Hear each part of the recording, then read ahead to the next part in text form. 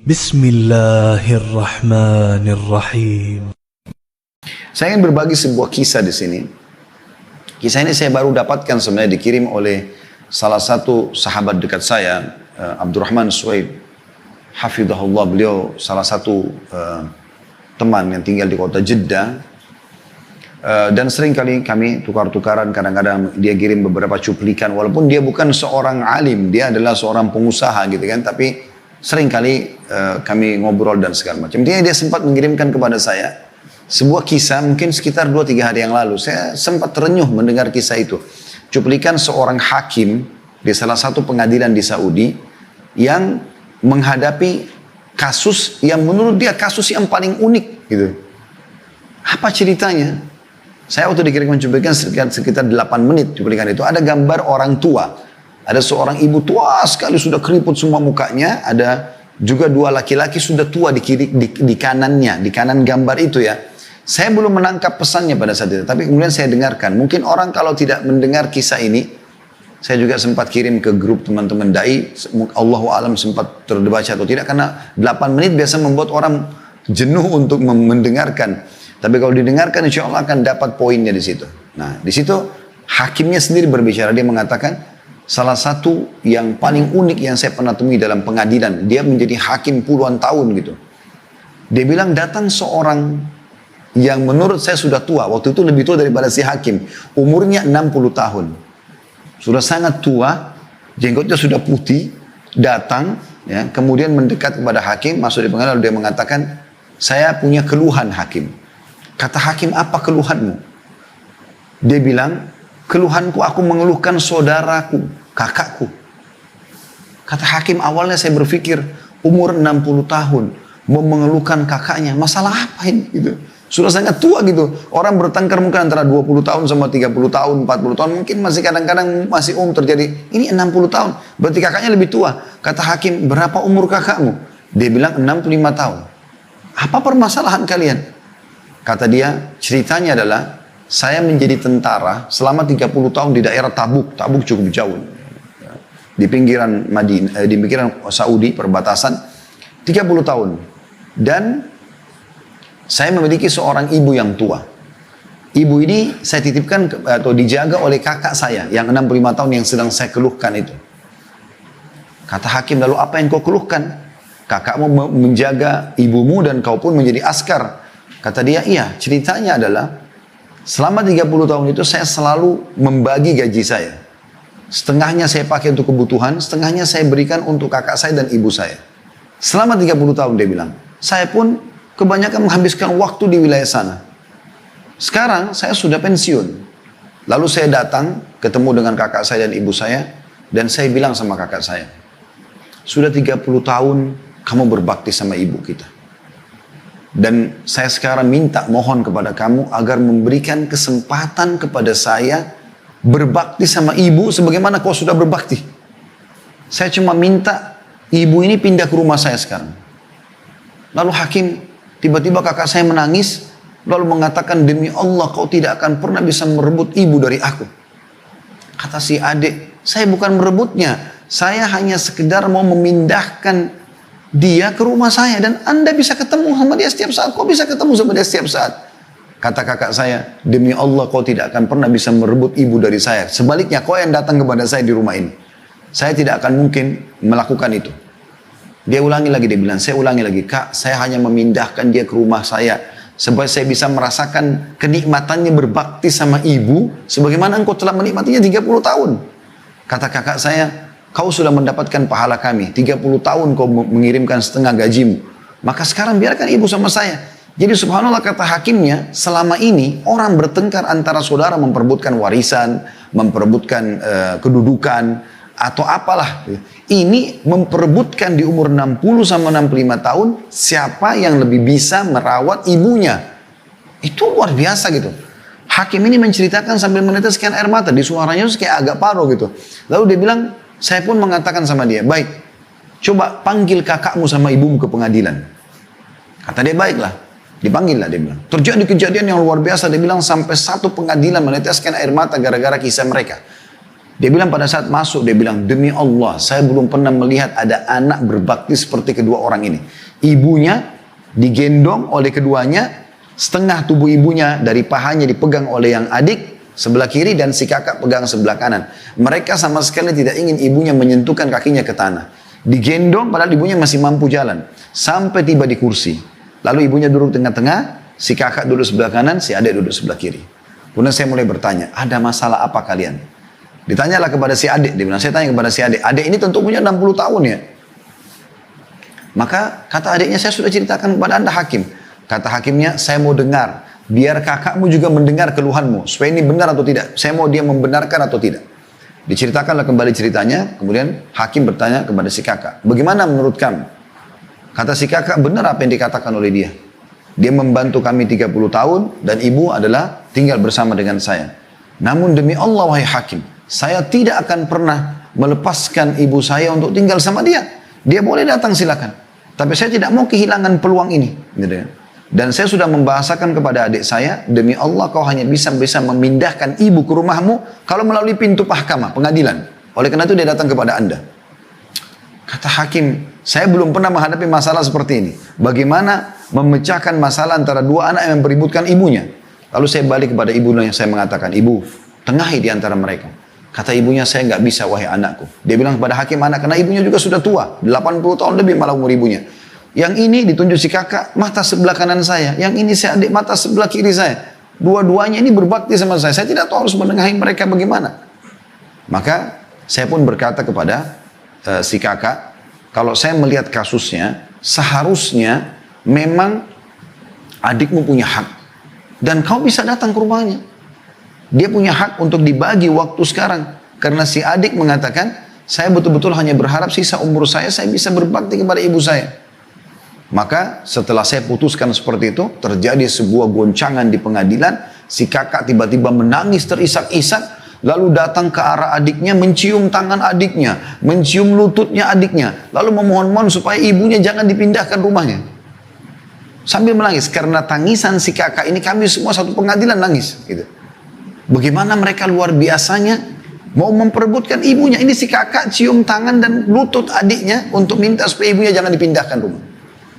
Kata adiknya, wahai kakak, saya hanya minta pindah, berikan saya kesempatan berbuat baik sebagaimana kau telah buat baik sama ibu. Kau bisa datang. Setelah dia tahu adiknya tidak mau lagi melepas kesempatan itu, maka dia pun berkata kepada hakim, wahai hakim, saya akan menerima ini, tapi dengan syarat satu. Dia pegang tangan adiknya, dia mengatakan, ambil janji kepada adik saya ini atas nama Allah, dia akan berbakti pada ibu saya sebagaimana saya berbakti dulu. Apa yang saya buat di rumah, bersihkan kotorannya, urus pakainya, semua ini dia tidak boleh ubah itu. Dia harus buat bahkan bisa lebih baik daripada itu. Maka si adik pun berjanji, akhirnya pengadilan ditutup. Dan kata hakimnya, pada saat mereka keluar dari pengadilan, dua-duanya menggendong ibunya, ya, membagi dua tubuh ibunya, setengah yang pegang satu, yang satu lagi pegang sampai mereka keluar.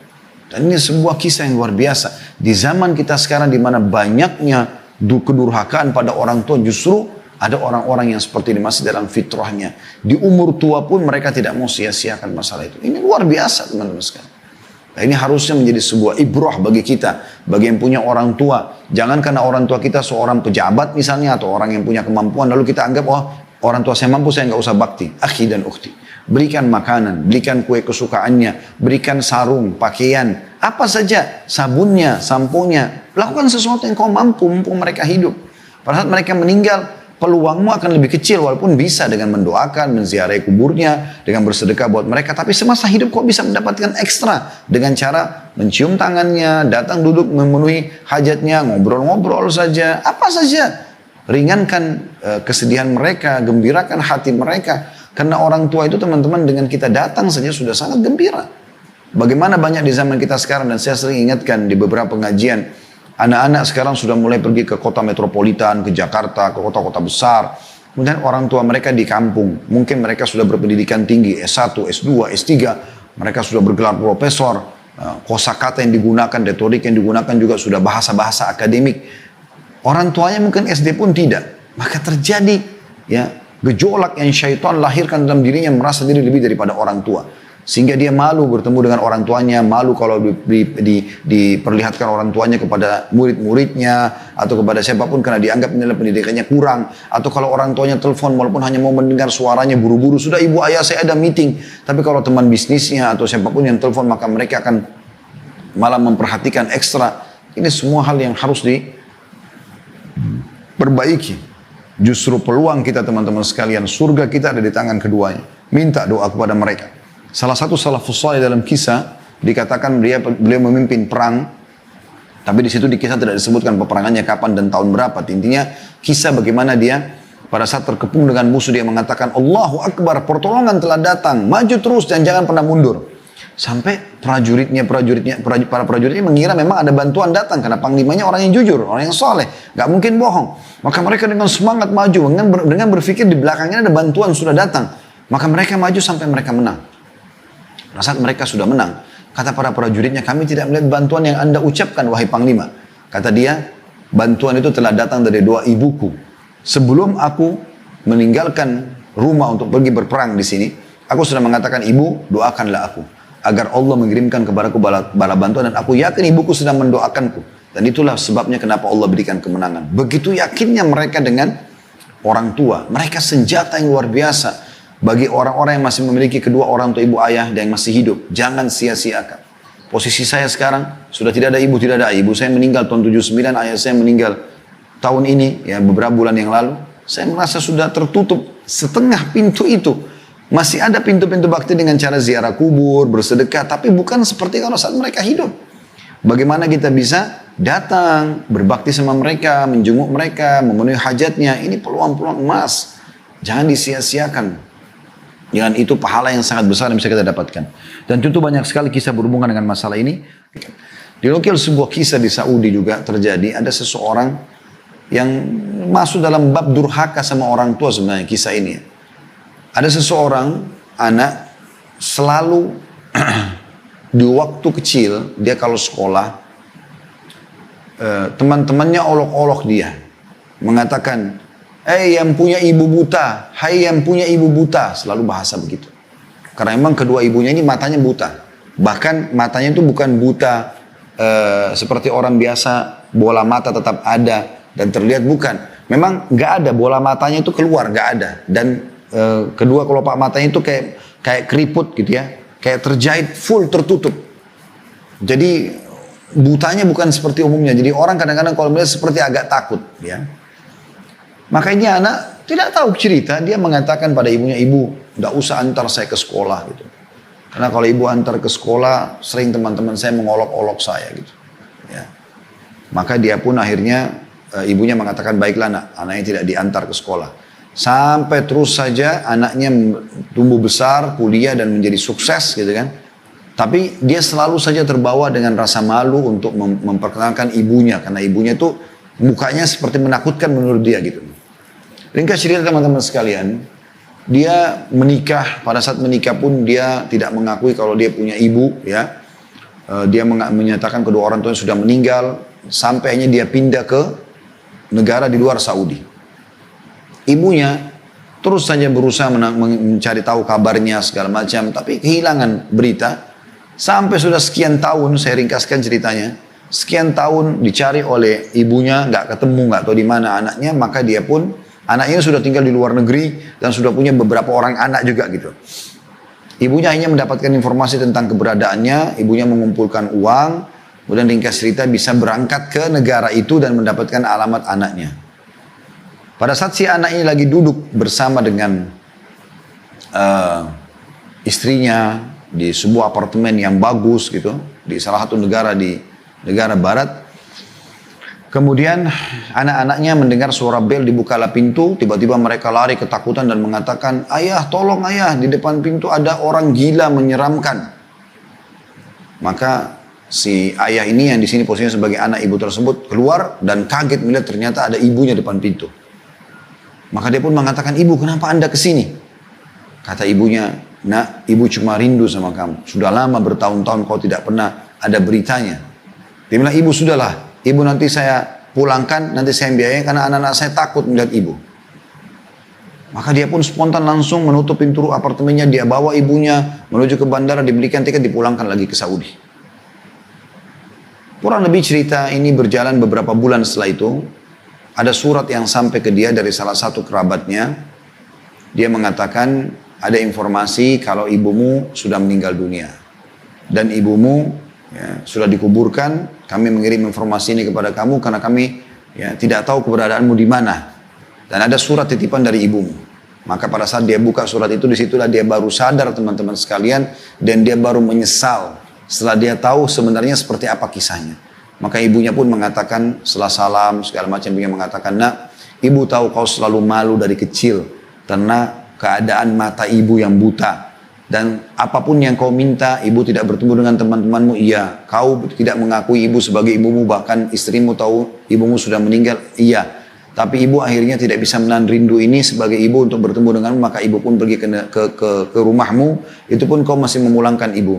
Tapi perlu kau tahu cerita yang sebenarnya, nak. Sebenarnya mata ibu dari dulu normal. Dan yang buta matanya adalah kamu waktu kecil. Dan karena ibu tidak tega kau tumbuh besar buta, maka ibu pun mengoperasi kedua mata ibu, diberikan kepada matamu. Jadi mata yang kau pakai sekarang adalah mata ibumu. Tapi ibu sudah ridho denganmu, nak. Ya, semoga Allah memberimu hidayah dan segala macam. Lalu kemudian surat itu ditutup dengan salam. Pada saat itu anak itu menangis, terisak-isak, merasa menyesal. Tapi sudah tertutup pintu. Selama hidup dia bukannya berbakti sama ibunya, malah dia menjauhkan diri dan segala macam. Ini banyak terjadi teman-teman sekalian. Allahul Musta'an, Allah tempat kita meminta pertolongan. Kebanyakan di antara orang selalu saja membengkalikan hak ibunya, hak ayahnya. Karena di kampung gak pernah ditanya kabarnya akhi dan ukhti. Berapa lama sih kita WA atau kita telepon kepada mereka? Jadwalkan setiap hari telepon walaupun cuma 1 menit, 2 menit. Tanya kabarnya, tanya kebutuhannya. Minta didoakan. Nggak ada mengambil waktu itu. Jadikan itu sebagai pegangan. Saya tidak bisa lupa salah satu sahabat saya, Dr. Muhammad Rahili Hafidahullah. Sampai sekarang beliau masih menjadi dosen di kampus kami di Al-Jami' Islamiyah Al-Mubarakah di Madinah Munawwarah, di Islamic University of Madinah. Dan saya tahu betul beliau selalu cum laude dulu di kuliah hadis. Waktu itu saya di kuliah dakwah, beliau di kuliah hadis. Masya Allah selalu mumtaz gitu. Dan saya lihat orangnya jarang sekali belajar. Dia pada saat hari ujian pun kadang-kadang saya minta beliau datang untuk bantu saya menjelaskan beberapa poin yang kalau saya kurang jelas gitu kan. Intinya teman-teman sekalian, saya pernah tanya kepada dia, apa rahasianya? Kenapa Anda ini, kamu ini selalu mumtaz, selalu cum laude? Soalnya saya lihat jarang sekali belajar. Jadi kadang-kadang dia datang ke masjid kampus, maghrib isya, duduk sama temannya, ada satu orang Sudan dulu namanya Anwar juga sama Mumtaz juga. Itu mereka ambil satu buku tulis ringkasan dari materi, mereka pelajari setengah jam, maghrib isya selesai. Besok keluar nilainya 90 ya, angkanya full gitu. Pada saat sudah digabungkan dalam 2 semester, 1 semester 50 maksimal. Satu semester 50. Kadang-kadang sudah digabungkan 93. Mumtaz, Masya Allah, bagus gitu. Dia bilang rahasianya di kedua orang tua saya, Khalid. Saya bilang, memang bagaimana ceritanya? Dia bilang, setiap hari saya nggak pernah lewongkan, saya tidak pernah sia-siakan waktu, pasti minta izin sama mereka. Minimal kalau saya mau kuliah atau saya mau keluar rumah, saya selalu pamit sama mereka, ibu ayah saya, dan minta supaya mereka doakan. Dan subhanallah, saya yakin sekali, pada saat ujian pun, kadang-kadang saya tidak pernah membaca soal itu, mungkin saya tidak dapatkan, tapi saya coba memahami pertanyaannya apa, saya bertawakal Allah, kemudian saya coba tulis seperti apa yang saya pahami, dan Allah berikan nilai yang tinggi. Saya sangat yakin justru karena keridhaan kedua orang tua saya. Kuncinya di mereka, rezekimu, ya, keberkahan rumah tanggamu, keberkahan anak-anakmu, pekerjaan, segala macam, justru karena orang tua. Jadi jangan sia-siakan mereka. Kita akan masuk teman-teman sekalian ke hadis yang pertama, berhubungan dengan masalah ini, yaitu hadis nomor 317. Di mana diriwayatkan dari Abu Abdurrahman Abdullah bin Mas'ud radhiyallahu anhu, beliau berkata, "Sa'altu an-nabiy sallallahu alaihi wasallam ayyul 'amali ahabbu ila Allah ta'ala?" Qala as-salatu 'ala waqtiha. Qultu thumma ay? Qala birrul walidain. Qultu thumma ay? Qala al-jihadu fi sabilillah. Hadis ini riwayat Bukhari Muslim. Artinya, saya pernah bertanya kepada Nabi sallallahu alaihi wasallam, amal apakah yang paling dicintai oleh Allah Ta'ala? Maka beliau menjawab, sholat tepat waktu. Ya, ada footnote nomor 317 bagian pegang buku di bawah.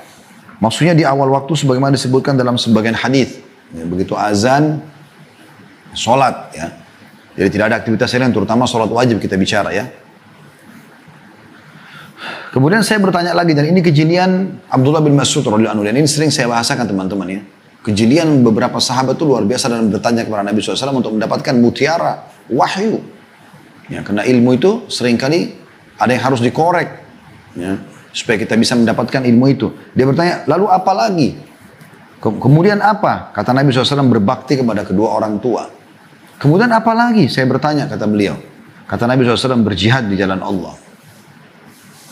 Hadis ini memberikan kepada kita beberapa pelajaran. Yang pertama adalah bagaimana kejelian Abdullah bin Mas'ud dalam bertanya. Dan ini penting. Bertanya pada sesuatu yang bermanfaat. Bagi seorang muslim, kalau mau bertanya, tanyalah sesuatu yang bermanfaat. Bahkan sebelum bertanya, tanyakan dulu diri kita, pertanyaan ini perlu ditanya atau tidak. Nah, ada orang kadang-kadang melempar pertanyaan tidak ada manfaatnya. Ya, sibuk menanyakan keadaan si fulan, tapi tidak ada hajat, tidak ada pentingnya buat dia. Gitu kan? Mungkin dengan sengaja menanyakan nama istri temannya, nama kerabat temannya, ada maslahat nggak buat dia? Nggak ada mas. Saya punya beberapa orang sahabat, saya banyak tidak tahu siapa nama istri mereka, karena bagi saya tidak penting untuk saya tanyakan gitu. Kecuali memang dalam keadaan darurat dia berteman sama istri saya, mungkin berbeda. Ada hal-hal yang mungkin tidak perlu kita tanyakan gitu loh. Karena mungkin hal-hal seperti ini bagi saya ya, mungkin tidak bermanfaat buat saya untuk itu. Tapi bukan berarti tidak boleh ya. Artinya yang saya ingin titik beratkan sini teman-teman sekalian, bertanya sesuatu yang penting, yang kira-kira dibutuhkan.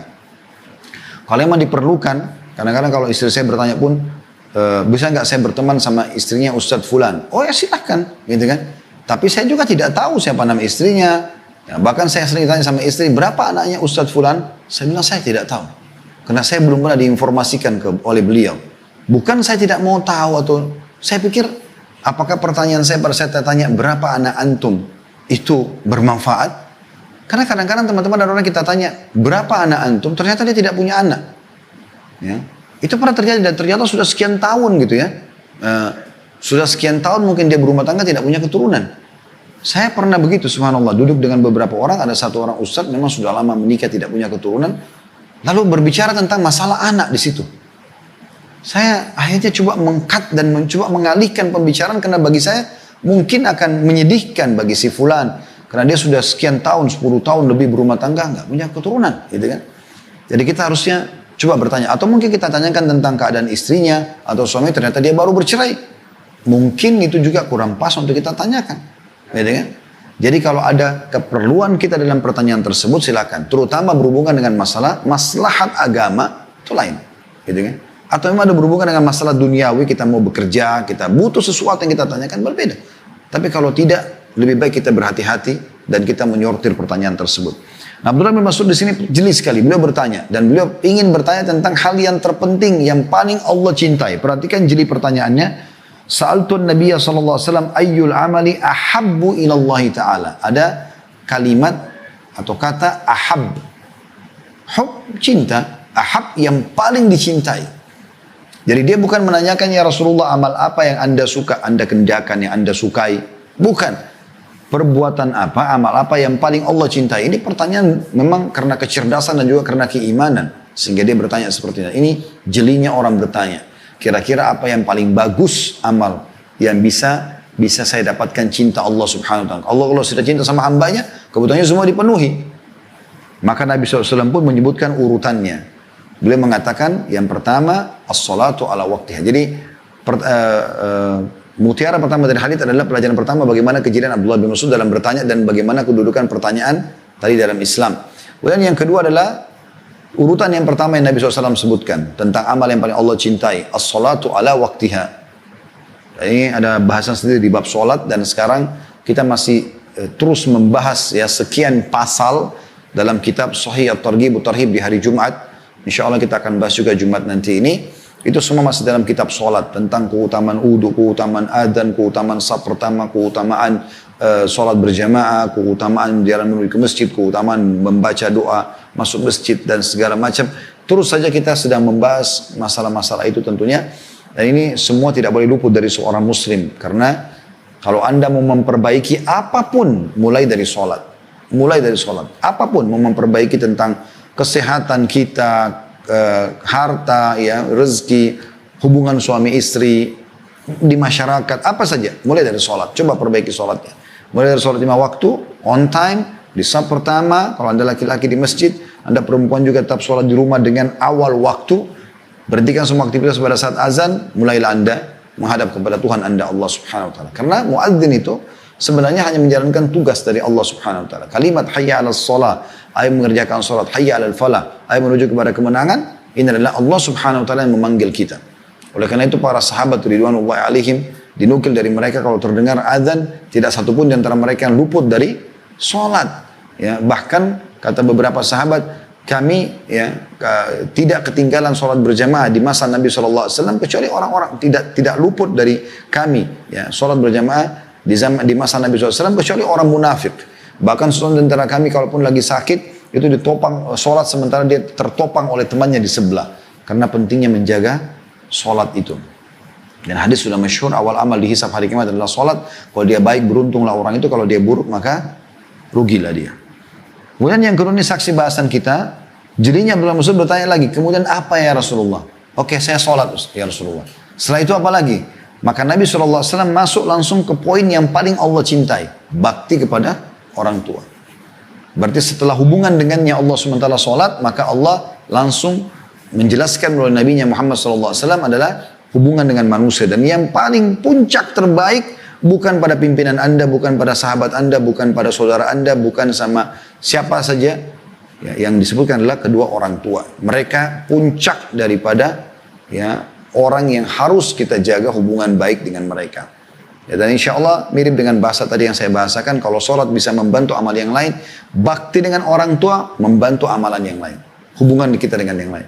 Kapan hubungan dengan orang tua kita baik teman-teman, Allah SWT akan berkahi hubungan kita dengan yang lainnya. Dengan teman-teman, dengan masyarakat, dengan atasan, dengan bawahan, dengan segala macam, Allah SWT akan berkahi. Mulai dari menjaga hubungan baik dengan kedua orang tua kita. Ini amal yang paling Allah cintai. Buat mereka senyum, buat mereka gembira, berikan makanan kesukaan mereka. Apa saja yang bisa kita lakukan, lakukan. Jangan pernah sia-siakan masalah itu. Saya pernah menjelaskan bab tentang bakti kepada orang tua ini dalam bahasan kita di kitab yang lain, tentunya kitab Adab Mufrad yang tulis oleh Imam Bukhari rahimahullah. Ada kajian setiap hari Kamis waktu itu di Kelapa Gading, tapi sekarang pandemi kita berhentikan sementara. Saya tidak ingat sekarang urutan sudah berapa ratus hadits yang dipelajari juga sih, tapi ada bab bakti sama orang tua. Ada salah satu panitia masjid yang memang beliau yang menyebabkan taklim itu ada di situ, jazakallah khair. Juga beliau salah satu sahabat saya, maka beliau mengatakan pada saat sudah mendengarkan hadis-hadis itu, dia bilang ibunya kebetulan ada kalau tidak salah di Banyuwangi ya.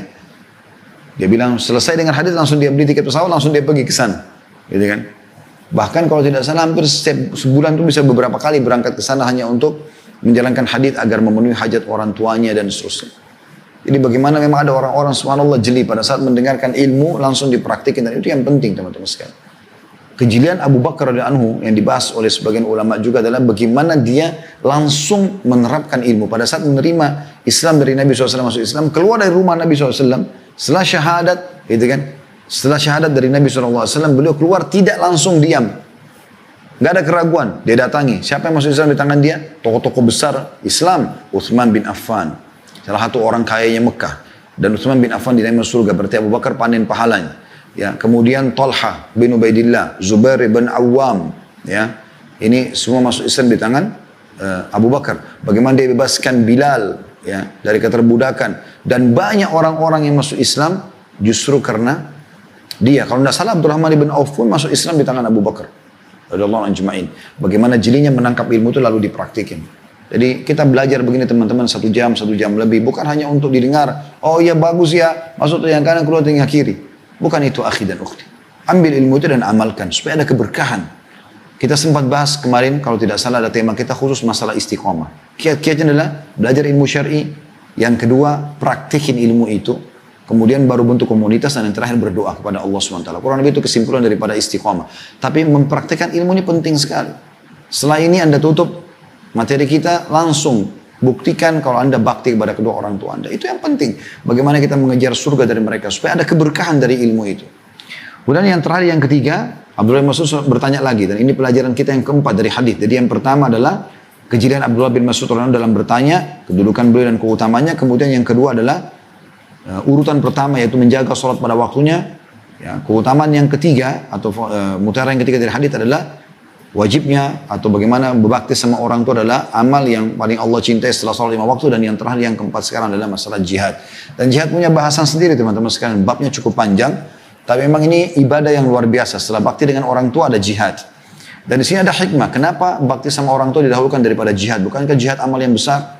Bukankah sabda Nabi SAW, makbarra qadama abdin sabila fatamassuhun nar? Bukankah ada hadis yang berbunyi, kedua telapak kaki seorang hamba yang tersentuh debu medan perang tidak akan disentuh oleh api neraka?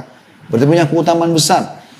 Kenapa bisa urutannya di sini lebih didahulukan bakti sama orang tua? Ini dijelaskan oleh hadis yang lain. Pada saat ada seorang sahabat yang datang dan mengatakan, ya Rasulullah, izinkan saya jihad sama anda. Nabi SAW lalu bertanya, ada wahyu menyampaikan pada beliau. Ditanya, ahayyun walidaik, apakah kedua orang tua hidup? Dia bilang iya. Kata Nabi SAW, pulang dan berbaktilah, berjihadlah pada keduanya. Dan memang jihad pun harus dengan izin orang tua. Kecuali dia sifatnya fardu ain. Jadi ada jihad fardu ain, ada fardu kifayah. Ada yang sifatnya wajib secara individual. Nggak ada lagi toleransi masalah itu. Misalnya pada saat negara kita sedang diserang. Kayak Indonesia pada saat dijajah oleh Belanda. Orang-orang Palestina lagi dijajah oleh Yahudi. Ya. Lagi memang lagi diserang gitu kan. Itu berbeda, fardu ain. Setiap individu harus melakukannya. Atau ada komandan dari pemimpin mengatakan jihad. Maka itu fardu ain. Pada saat Nabi SAW menekankan tentang masalah perang Tabuk, Nabi SAW panggil. Jadi ada sahabat yang tidak ikut, tidak punya udur, itu malah diboikot oleh Nabi SAW. Karena mereka meninggalkan itu.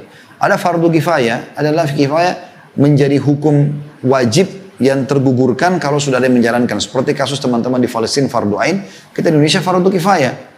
Karena mereka sudah ada di situ yang melakukannya. Kita tinggal bantu dengan apa harta, doa yang kita bisa lakukan. Ya, seperti itulah. Nah, kalau sifatnya fardu kifayah, maka kita wajib izin sama orang tua. Tapi kalau fardu ain tidak ada kewajiban izin sama orang tua. Kayak misalnya lagi diserang wilayah kita harus membela, itu berbeda tentunya. Tapi di sini teman-teman sekalian, saking tingginya kedudukan bakti sama orang tua sampai mengalahkan jihad di jalan Allah Subhanahu wa ta'ala. Kita juga sampai sini insya Allah bahasan kita. Kita akan lanjutkan pertemuan akan datang nanti.